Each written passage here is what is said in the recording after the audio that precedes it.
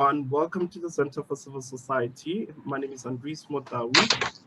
This is a special webinar series that we are running on climate justice.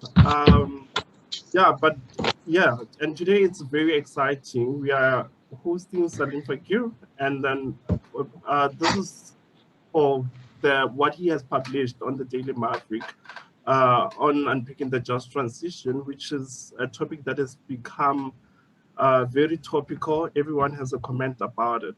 But then before I introduce Salim, I just wanted to give you some few house rules that you all need to be muted and your mics needs to be um, switched off. We'll have a Q&A later, and then that's when you can raise your hand and open up your mics and videos if you need to ask questions. Yeah, like I said, this is a special webinar series with on climate justice, and this particular webinar is we have collaborated with the QS Climate Justice group at York University. Yeah, and we are unpicking the just transition, like I said. Our speaker today is Saliem Fakir. He's the executive director of the African Climate Foundation. Prior to establishing the ACF, Saliem served as the head of policy and future unit at the WWF South Africa for 11 years.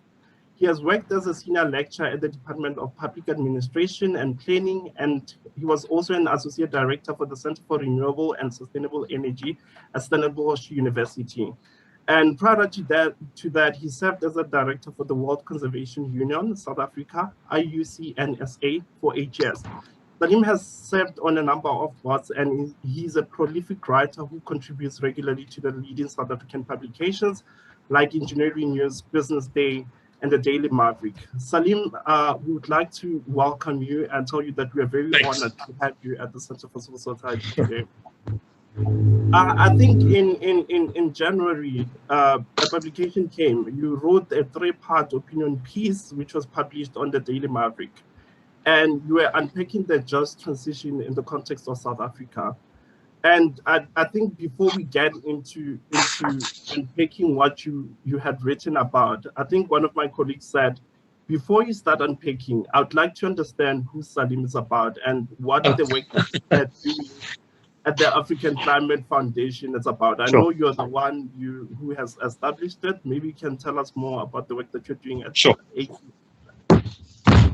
Sure, I'd be happy to do that. First of all, my humble apologies. I thought I was technology savvy, and obviously I don't know the difference between Zoom, Skype, and Zoom, normal Zoom, so I struggle to get in. I thought it's important to clarify the role of the African Climate Foundation. So there will be, just to give you a very short sliver of who I am. I've been in this area for the last 20 years.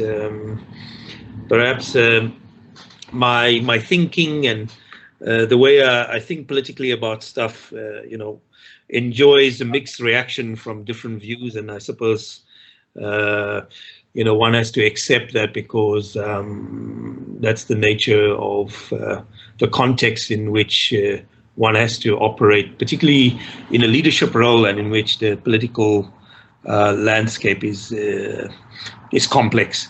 So I've been asked by a private philanthropy in the UK, it's called the Children's Investment Fund, which has set up similar institutions across the world. There's the European Climate Foundation and so on, to think about a foundation that can work in a very specialized way on climate, energy, and just transition issues, first in South Africa, but we are looking to expand that role beyond South Africa.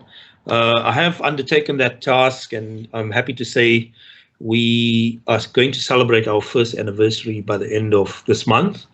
We have grown to about a team of 11.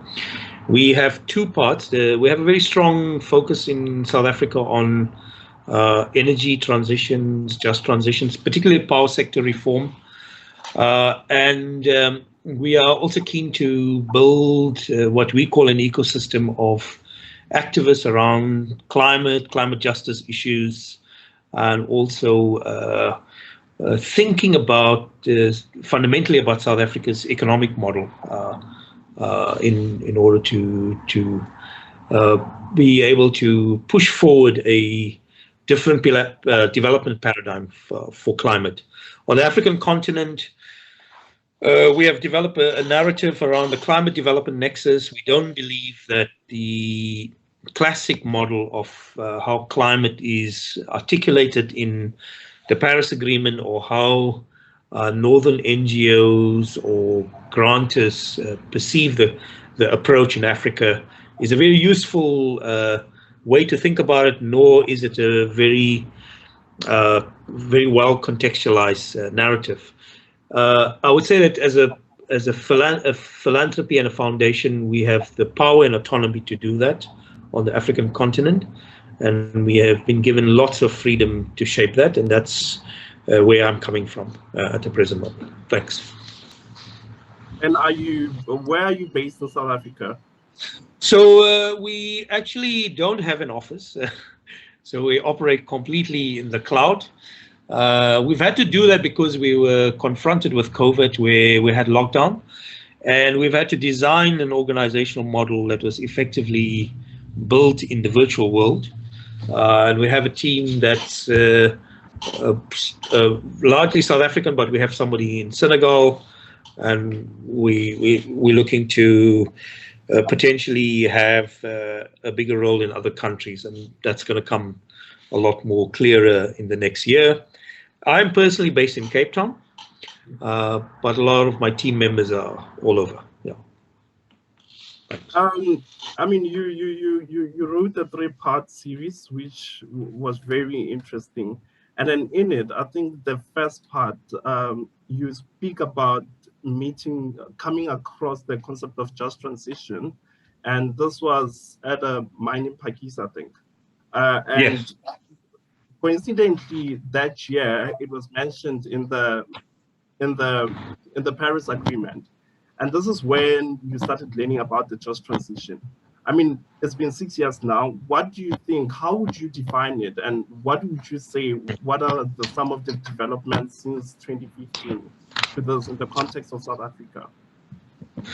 I think there are different ways of interpreting it. I found it very puzzling that this issue was just about. Effectively, it has become a platform within the climate space, the just transition thing.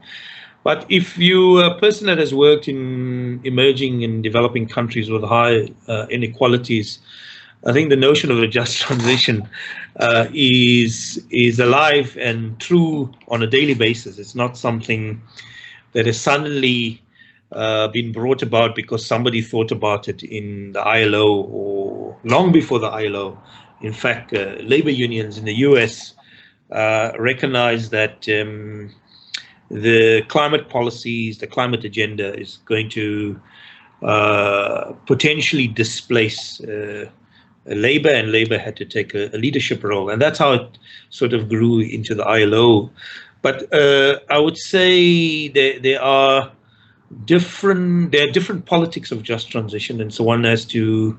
And the reason why I mentioned the Pakistan thing, if you've got a mining company that is effectively paying workers poorly and looking at displacing workers with machines, you can very well imagine what the just transition notion is in their head. You talk to a group of northern NGOs that are sometimes voices and ventriloquist for funders that have a preference for private markets, you would have a very clear idea that the just transition means something completely different for them. And if you come to more complex South Africa, constituencies like in South Africa, where we have a mixed economy, the role of the state is important. We have a very thriving private market economy. How does the just transition look in the context of that, where we have powerful labor movements and also many social justice issues to think about, and which the markets, let's be frank, at both the states are viewed with suspicion, because how do you get trust, a just transition to be dealt with in the context of that? That was the first part of the debate. The second part of the debate, I think I was very concerned about the fact that it's effectively being monopolized, and if you want, hijacked by people in the climate, green economy space, who have narrowed the debate as only valid for debates around energy transitions, but haven't looked at this question of just transition in a broader economic development paradigm, which is more relevant for South Africa and Africa, by the way. So one has to challenge that and say this is not just about reduction in carbon emissions, and should not only be looking at fossil fuels and dependency on fossil fuels, but look at the intersection between energy and the broader economy, and how does one figure the just transition debate in that context. And the third part is that the just transition debate is as valid for progressive climate activists as it is for development and broader justice activists. And one has to be able to, particularly as a foundation, we were interested in bridging that divide so that this conversation is not just in the domain of clean energy, climate, but actually it's a mainstream economic development issues. The fourth thing I think that has dawned on us is that increasingly climate is a mainstream economic debate, and the climate crisis has been used during the COVID by very powerful regional economic blocs, including China and now the US, to begin to insert very fundamental structural changes in their economies under the banner of decarbonization, which is going to have fundamental policy implications, if not major economic implications for developing countries in the future. We have to understand that, because that has happened when everybody's mind was focused on COVID. Suddenly there's been this assertion in the very quiet and now becoming very vocal notions such as the Green Deal, etc. In a context where fundamentally role of state, role of finance, the role of the private sector are now contested arenas. So we have to, in South Africa, try to understand what that picture looks like in a lot more meaningful way. So I think that it's a very, the way the debate has gone on requires a lot more refinement, a lot more sophistication. It needs a lot more broadening of the conversation. And I think that just sticking to the rhetoric of just transition is insufficient. We need to understand its real material effects and how we manage that. Thanks. Yeah, I mean, you raised important points that, it touches on many aspects, on the economy, on the markets, in the climate arena and other sectors. And, there's an argument that this concept of just transition, it can be made ambiguous. For instance, because of how it's been used. I mean, you find it in agriculture as well. So the question is, where do you think priorities need to be in regards to South Africa? So I think that you've got to start off with understanding the broader economic landscape, what that picture looks like post-COVID. And you cannot talk about a green recovery or just transition if you do not understand the fundamental basis of the political economy of South Africa. And I think it's fair to say that there are different views on it, and maybe there's not one single conception of what that looks like. And I think there's a battle, three-front battle. There's the battle of people who are trying to create the space on the crisis behind a more private-led economy, and actually dismantle, if you want, the state-led process that has been there. It's a legacy that I think has been squandered. There's a very group of self-interested, corrupt people who are interested in a economic model that completely repurposes through nationalization and other mechanisms for the benefit of a few. And although they may talk and speak in a populist language, but I think their aims are not necessarily any better than anybody else. And I would say that that is the use of political power to privatize the economy through the state, either through procurement or the capture of state enterprises. And then being able to create other market-based mechanisms that can feed allies within the business and other community within that block. And the third is about what a true, just, unequal society looks like. And I think those voices are not very strong, although they're vocal, and they may not have the right political coalitions to be able to shape the current prevailing contest between two different power blocks that are in a vigorous battle about the future of South Africa. But I'm sure your audience would have also views on that. And I don't want to call it socialist or, whatever, but I think I think that a fairer, progressive society in which we can collectively find ways to reduce poverty and inequality in South Africa is the general aim. I'm not into labels. I'm into what, the political strategies and how the state can be an effective vehicle for a progressive agenda. In your article, you mention of the concept of green industrialization, and you mention it alongside the just transition. May you tell us what this means in concept, and how relevant is it in the current debate on environmentalism? So I have worked actually in the industrial space for a long time. In fact, in the last 10 years, I've been doing a lot of work around the scaling of renewables, industrial development. And I think that we need to be careful that we design green recoveries that do not enable, we shouldn't design green recovery that is basically a feeding frenzy for whether it's state or private capital to seek rent. So we're going to have to find ways to manage that. Now, there's a big debate about IPPs and so on, and one has to look at that more closely.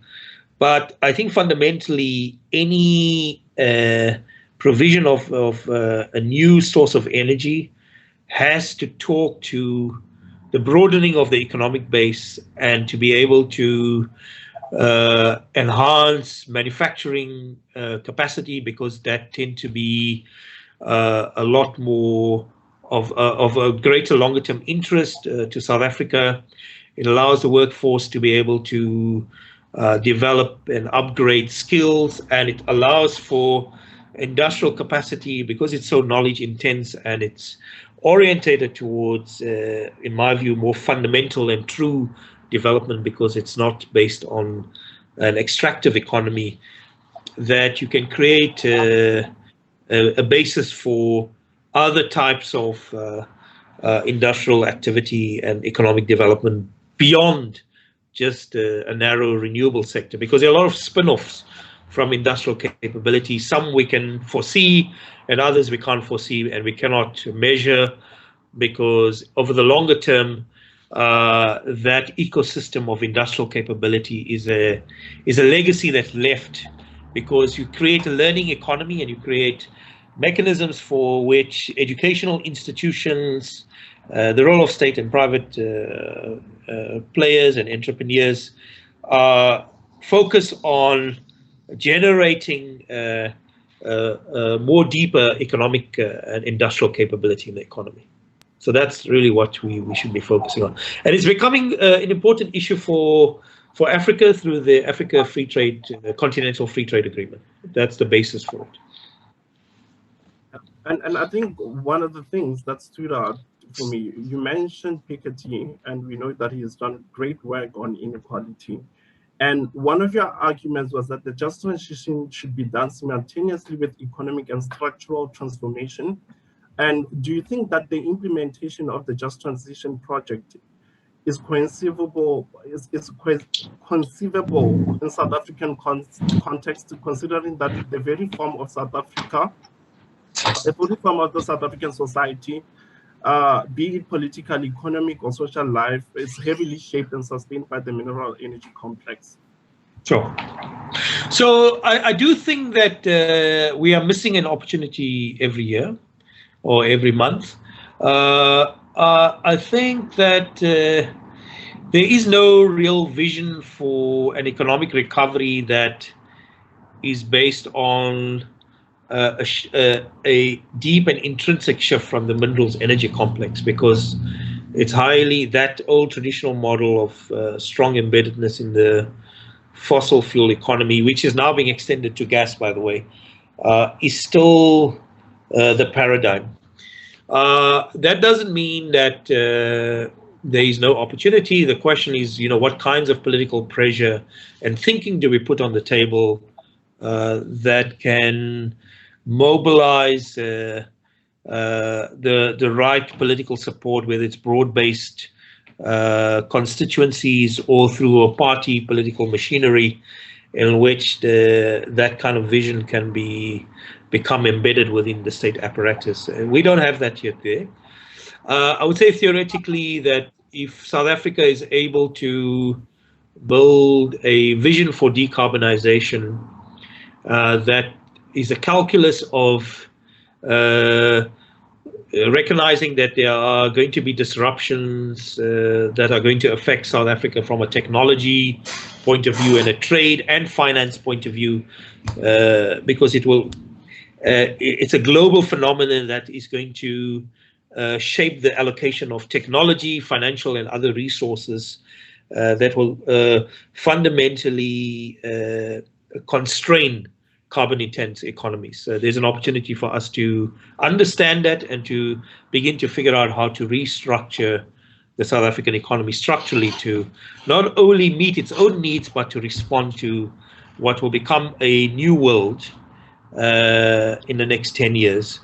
I think thirdly, the question is, does the state have the intellectual bandwidth, the cognitive capacity, or is that something we're going to have to generate outside of the state? And I think the answer is that it's going to have to start outside and then having to work its way within the state apparatus at some point. But we are not there yet. We are very far from that.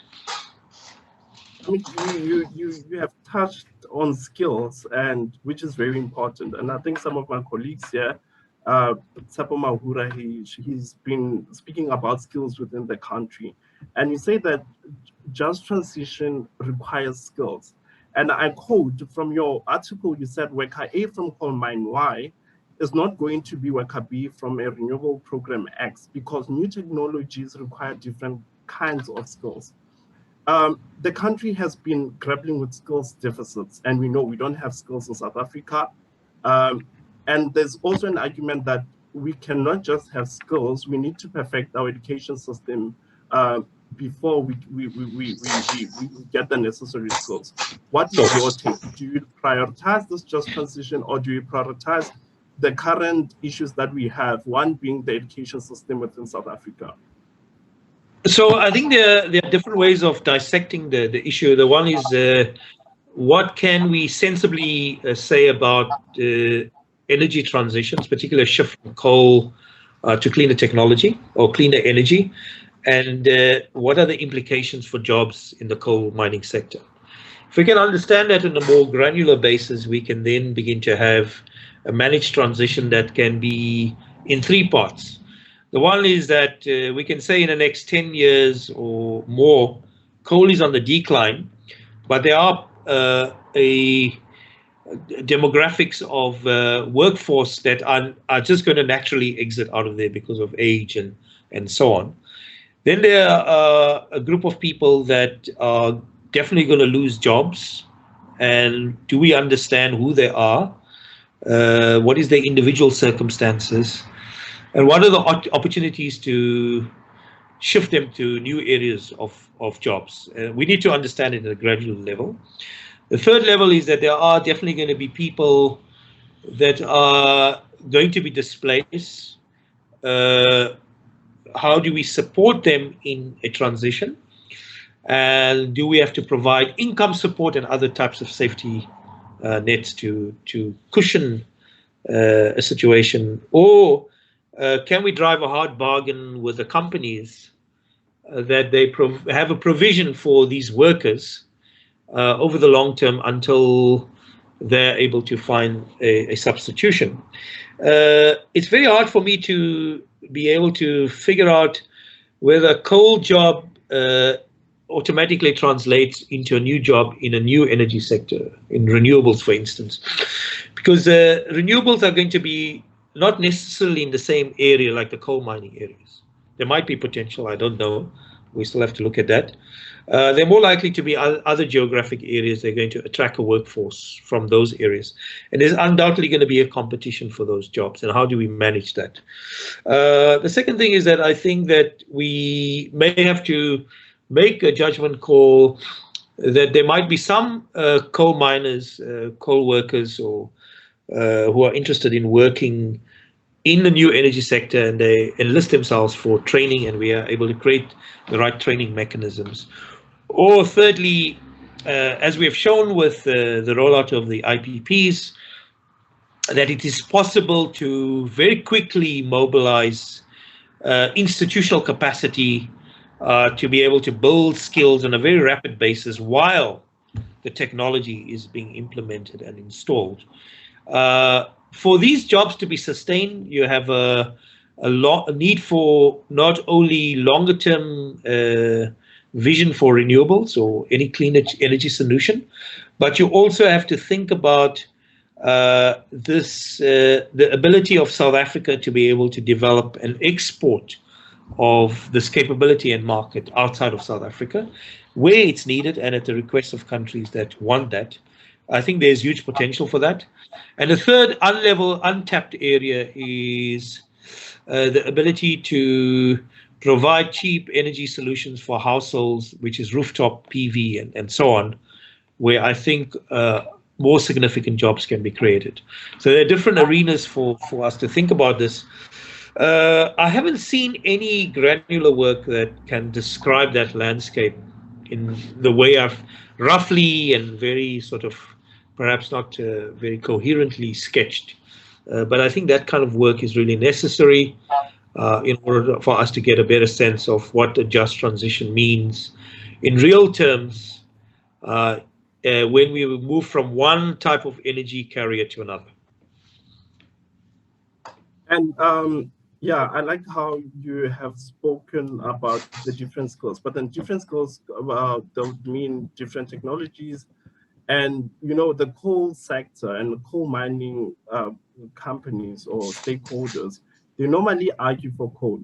So you use the Gramsci's theoretical idea of interregnum to caution us how the just transition might fail to replace the old forms of extractive capitalism that are so damaging to the environment and society. Do you see the introduction of clean mining technologies that will replace human labor as a new form of accumulation by dispossession? So that's why I do think that the jobs debate and the future of work cannot be isolated outside of the broader debate about what is the nature of the economic dispensation, right? It can't just favor a certain class and group of people and ownership, but it has to be a lot more equitable and inclusive than it currently is. So I do think that it's very hard to talk of a just transition without at a individual worker level, without thinking about the broader economic debate, and that message has to come across. I think that anything is possible in the world if you have a government that is aligned with the interests of the populace It's a political issue. It's not a theoretical debate. Anything is possible. If you got a government that's and a market, constituency that is only about rent seeking, then we have a tough battle in figuring out a more inclusive, just transition. This is not something that's going to be easily done. So I do think that the system issue versus the micro issue have to be coordinated. These are deeply political issues. They're about political power.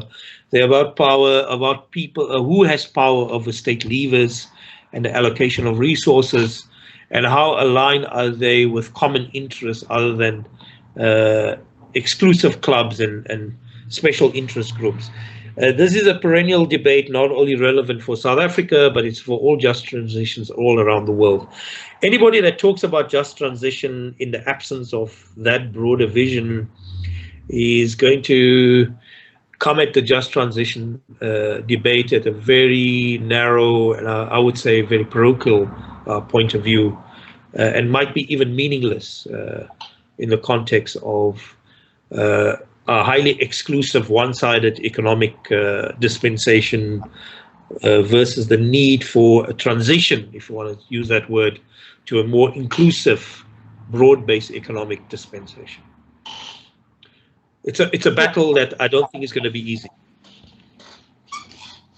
Prior to our conversation, I think one article came out recently, and it was written by one of the leaders in the mining sector, Mike Teke. And Mike was arguing that, well, we do need a transition, and the transition in South Africa might take up to 60 years. As well, we can transition to other alternatives like clean coal. But then, one question that we got at CCS was that, from Mike's arguments, is that in 2020, the country produced 252 million tons of coal, generating sales of around 133 billion. And about 36% of this value was exported, generating foreign exchange. And the industry employed around 91,000 people, who in turn earned about 1.7 billion. Royalties alone from coal mining paid to the fiscus amounted to about 1.7 billion. Obviously, there's some sort of a positive impact it has on the on the economy. Why would we want to change to? Why would we want to transition as this contribution? So, if we transition, wouldn't we have the same problems that we are currently facing, where key players within the renewables and all other sectors will take over? So that was the question. So I do think that the context for coal is changing very rapidly in the next 20 years. We were pretty convinced of it. And I don't think that the coal economy will be viable in the long term. I think this is well understood, by the way, by the Minister of Energy. This is why he is like shifting to gas, right? Because he understands that that is actually the truth. So we shouldn't assume that that point is being missed. It's actually being well understood, except that the solution being provided is not necessarily aligned with a decarbonized world or South Africa's, or what I would say, the position we take is that we need to move off fossil fuels. But I do think that this recognition must be made, that the people who are in coal want to extract as much as they can, and they want to extract as much subsidy and rents as they can, because they know it's on a decline. And the Minister of Energy is sort of working towards a transition, not to renewables, but to gas. So I think that fundamental, and by the way, the transition from coal to gas is not a major shift for that political economy. It's not a too difficult one. And it also talks to the current technological structure and the model of financing of the MEC. So that's why it's quite versatile. And it offers much better economic rents to these players than, I would say, a more competitive renewables sector which it makes it more difficult to extract those kind of rents in an exclusive way. So we need to understand the political economy of fossil fuels versus. So the transition to clean energy has to be able to dismantle the cartel that is around coal, potentially gas, and it has to be able to do that in a very effective and uh, almost create a most what we call a displacement equivalent. It has to be able to replace that economy with something better. And I don't know the answer is clear yet. It's not. I don't think it's very straightforward. Uh, but it also has to deal with I would say, a set of, if not uh, openly corrupt relations or indirectly corrupt relations, because it's that entire MEC is about rent seeking and not about a different kind of economic model in which, by the way, new energy might be able to create if it's done in the right way. Uh, we should not be also naive that people who are providing us with a renewable solution are not themselves seeking rents from highly capitalized projects in which the rent seeking is structured not around the coal resource, but around the commodification of money. Yeah, so we have to be careful to say that renewables don't bring another political economy that is also not rent seeking. So we have to understand that. And there's nothing that says in the playbook of renewables that because you get a cheap renewables resource, that the cost to the consumer is going to be cheap. That's a very different debate. Most people think that because you are able to create generation capacity on the national grid, because it's a cheaper source of electricity, that the consumer at the end user is getting a good deal. That's not necessarily true. So I think one must be able to understand that dynamics as well. And I mean, you spoke about the cartel within the MEC, and then I think one question that we got is that, I mean, you even spoke about the pricing of the renewables. Wouldn't we, if we transition, wouldn't we be creating another cartel? And how do we avoid creating another cartel? There's a potential for example, what is very diverse and competitive IPP process to be consolidated in the future through refinancing that bigger players will take over, and that's not unforeseen. So that's the one, I think, scenario that's possible. It all depends on how the state manages that. So larger players can begin to consolidate and effectively become new utilities, okay? And you got a set of private utilities not declared as utilities as such, operating as if they were utilities, and that's very possible. There is a debate about what would be an appropriate role for a state entity to come into this sector and market, if you want, in order to maintain a demonopolized space, but also be sufficiently powerful to, even though it cannot run with the full installation and capitalization of renewables, be able to at least keep the cost of the renewables down, and ensure that there's a diversity of players in the sector that can provide that. You could have an independent transmission and system operator that is owned by the state. You can have generation that is more diversified. It could be partly state, it could be private utilities that are doing it on scale, and it can be households, by the way. And there's nothing to stop it from having models of local communities and local neighborhoods owning this. We have to create the enabling conditions for that to happen. The problem is that when it comes to financing, the commercial banks are less reluctant to do that with community-owned projects as they would be with private and state-owned enterprises. So we need to figure out how do we finance these projects where private capital and even state development finance institutions are not too keen. Again, this raises political questions about allocation of resources. If you have an orientation that is distrustful of community-based projects and ownership models, then state policy would not be favorable towards allocation from state development finance institutions towards those kind of projects. So these are questions I think that need to be addressed. Yeah. And I mean, you spoke about the financing. Obviously, it's very expensive to finance the just transition, but it's something that needs to occur. And then many people say that we are at the policy window where a just transition can occur, and others are saying that the opportunity or the policy window is still largely vague. What would you say in regards to that?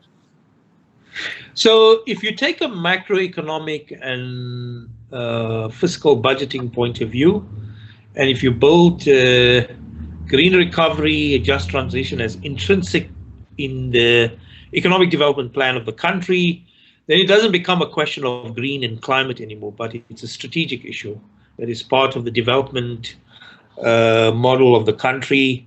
Then the role of the central bank and then the debates about austerity, fiscal space become important. I'm firmly of the belief, ironically corroborated by somebody that we may not agree with, Bill Gates, that the state has to play a bigger role in the climate space than it's currently doing. And I don't believe that private money can solve the problem. It's not geared for that. And neither would climate funds all around the world that are meant to effect the Paris Agreement will be able to do that.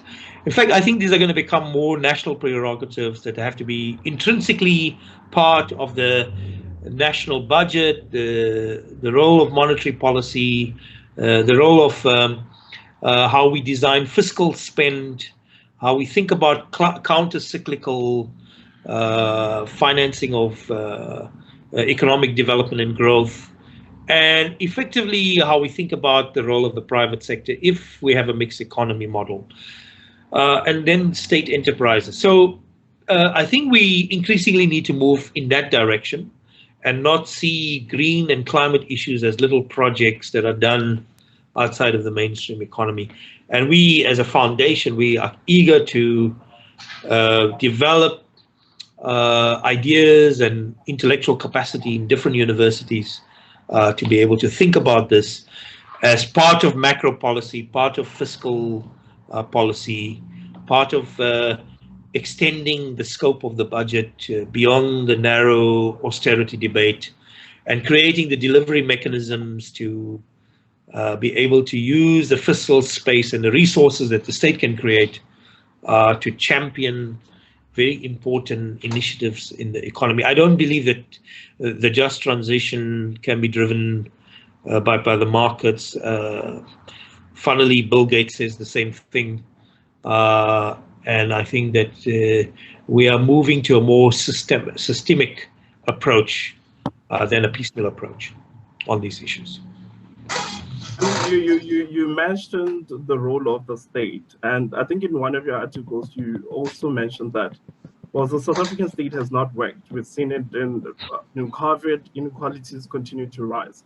Do you think that with what's currently have as a state in South Africa, will we be able to rise to the occasion of a just transition? Will we be able to carry it out? The irony of South Africa is that all the liberal economies are reinventing the role of the state in this space.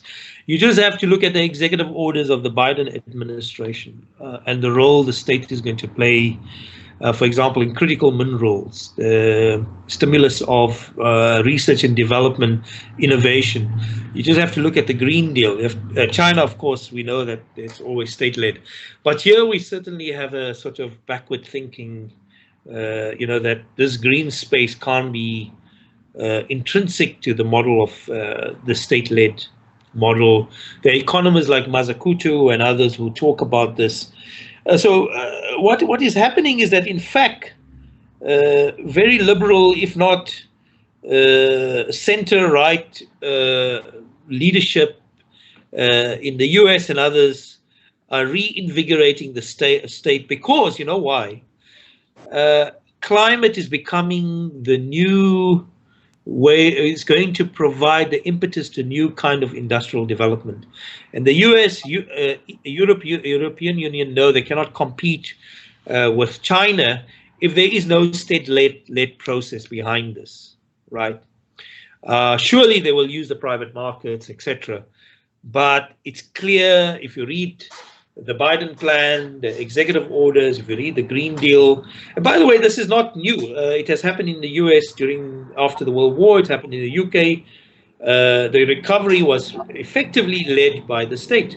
The state even went to the extent of mobilizing the finance and curtailing the excesses of the private sector. It's not unusual for center-right governments, even right-wing governments, to do this because these are about sovereign autonomy and state power in a bigger picture of geopolitics. And in South Africa, we are like still sticking and clinging to the old model. Yeah. And from yourself, what's your estimate? How long do you think we'll be able to achieve a just transition in South Africa? And before you answer, if anyone has questions, please raise your hand. I see we have 5 minutes into the conversation. I'm happy to take another 5 minutes if it helps your questioners. Oh, yeah, no, certainly. Okay. So, how long do you think a just transition can happen? We are not even there in the cognitive space yet. We are only starting. I think we might have some inroads with the Presidential Commission. There might be people critical of it, but that's okay. I do think that we, as a foundation, we are keen to build an ecosystem of thinkers that can begin to think about this issue in a broader economic domain. I do think that mobilizing of the right political partners is one way to achieve this on the state agenda, but I'm not optimistic in the short term. I do think that if there's a good political strategy with very good thinking behind this, in the longer term, we're going to have to wrestle with this issue. It's not something that is only intrinsic to South Africa, but it's going to be foisted upon us by international developments. So South Africa will have to, the South African government and business community and other stakeholders will have to get on top of this issue very quickly. So some of the goals that we have in regards to reducing our carbon emissions by 2030 and 2050, we might not achieve them. I don't think it's about carbon emissions. It's about putting a sensible target in which your economic policy and industrial policy strategy is aligned with. This thing about a fetish about the target is not the main point. There has to be, behind the target, there has to be a very concerted purpose of restructuring economic development and how we stimulate that. And that's clearly the case for China, Europe, and it's becoming the case for Europe. We shouldn't be setting a target because we want to look good in the international arena, but we need to set a target that makes sense, that allows us to be able to manage our trade relationships with economic geopolitical partners or protagonists, and be able to use it as a way to shift, a structural shift in the economy. So this fetish about the target is meaningless without an economic strategy that backs it. But hopefully the structural shift will be driven from a bottom-up approach where communities are included, because then, I mean, it seems like it's a lot of key players, but then communities are hardly mentioned. It's just a bit of it where they are mentioned, and they don't form part of the plans. That space has to be created and has to be mobilized. It won't happen just by itself.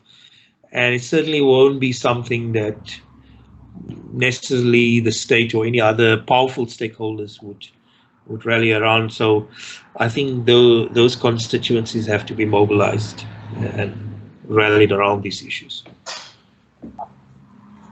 No, Salim, I see that we are out of time, so I'll hand over to the floor if there are any questions for you.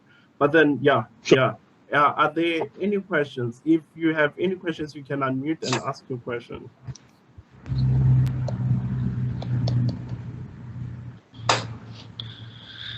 Well, I hope I provided food for thought and even controversy, which people are welcome to take up with me after this call.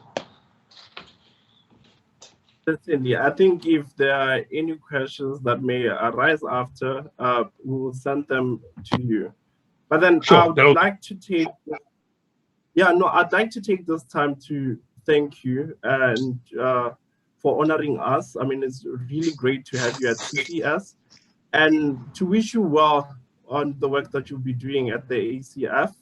We hope we will collaborate in the future. I mean, we're doing work on just transitions at CCS. Sure. Hopefully there'll be future. I would welcome, invitation for you guys to think about any work you want to do. Just engage us and let us think about it. And as well, if you need to do anything within our spaces, you must just let us know.